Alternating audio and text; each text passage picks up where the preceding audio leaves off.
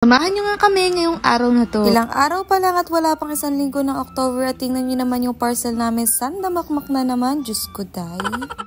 Pero sa ngayon, eto muna yung bubuksan natin. Kung aesthetic fan, minimalist fan, classic fan ang hanap mo, panoodin mo tong video na to. Eto nga pala yung inverter fan, hindi ka na mag-worry kapag nawala ng kuryente dahil rechargeable to. Type-C at micro nga pala yung charger nito. Meron nga tong 4 na speed at sa unang speed nga ito matagal ng 20 hours. Sa pangalawang speed naman ito matagal ng 12 hours. Sa pangatlong speed ito matagal naman ng 8 hours. At sa pang-4 na speed ito matagal ng 4 hours. Umiikot na nga din pala to, 12,000 mAh na nga din pala to, kaya matagal din tong malobat. 3 to 4 hours nga lang pala ang charging time nito. At pwede nyo nga rin pala i-adjust yan na patungo or pataas. Pwede mo nga din pala siya i-set kung ilang oras mo siya gagamitin. Dahil meron na siyang timer. Madali lang din siya i-assemble at baklasin. Dahil ito ay deroskas lang. Naka-sale nga din pala to, dati itong 2,000 plus, ngayon is nasa 1,000 plus na lang. O diba, pwede na maging stand fan, pwede pa maging desk fan. Kaya ano pang inaantay nyo, i-check out nyo na rin yan.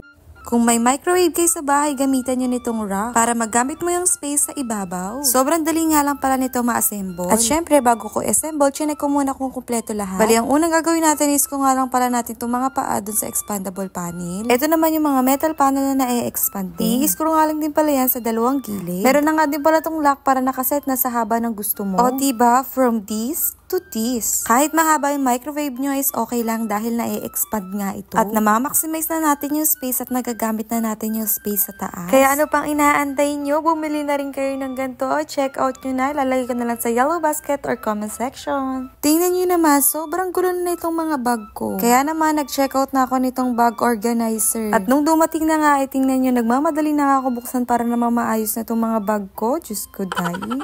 Ito nga pala yung acrylic bag organizer na nakikita ko talaga dito sa TikTok. At madali nga lang pala ito ma-assemble, ilalak nyo lang maigi. At meron na nga din palang kasama itong instruction or manual. Kaya hindi ka na mahihirapan pa mag-assemble. Bali 4 layers nga yung binili ko. Tingnan nyo naman, napakaganda at lakas maka-aesthetic. Pwedeng pataas or pababa ang pagbukas nito, depende sa pag-assemble nyo. At ang lock nga pala nito is magnetic. Ganito naman yung itsura kapag may laman ng bag. Pag malaki-laki ng bag, isa lang talaga yung malalagay. Pero pag maliit, ikasya nga ang 3. Tingnan nyo naman kung gaano naka-organize yung mga bag ko. Kaya naman, i-share ko din sa inyo kung saan ko nabili to at ilalagay ko na lang sa yellow basket or comment section.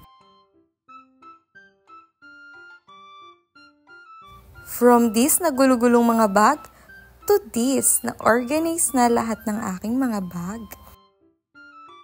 At abangan nyo na lang sa next video kung ano-ano pa nga ang mga laman nitong mga parcel na to. Diyos ko day.